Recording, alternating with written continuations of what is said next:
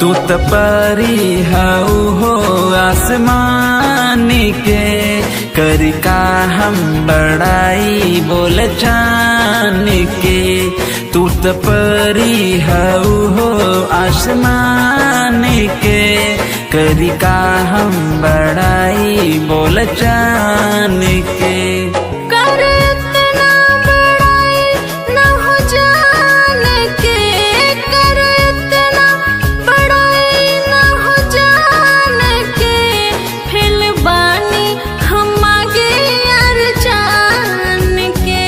पूरा कैलू तू हमार अरमान के, करी का हम बड़ाई बोल चांद के।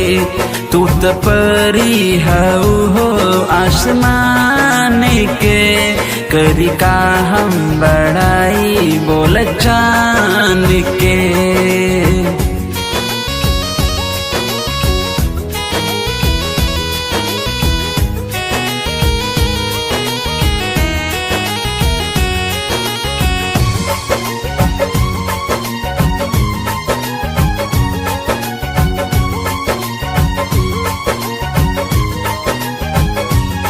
बोली नाही झूठ कही हम सचमुच, तोहरा जैसन खूबसूरत न बाटे हो कुछ।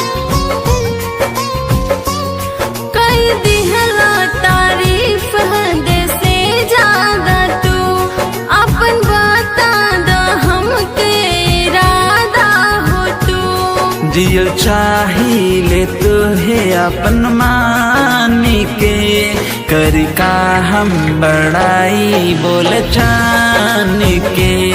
तू त परी हऊ हो आसमान के, करी का हम बड़ाई बोल चान के।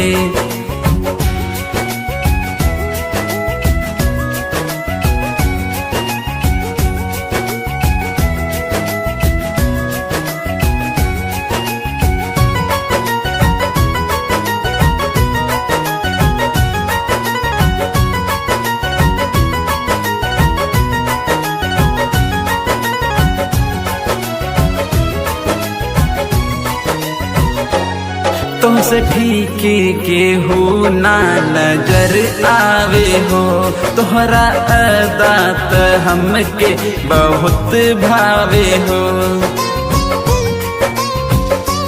इतना हो खाना तू बेकाबू सनम, तन दिलवा पे करा पन काबू सनम। दिलू भटका तू हमरा हो ध्यान के, करी का हम बड़ाई बोल चान के।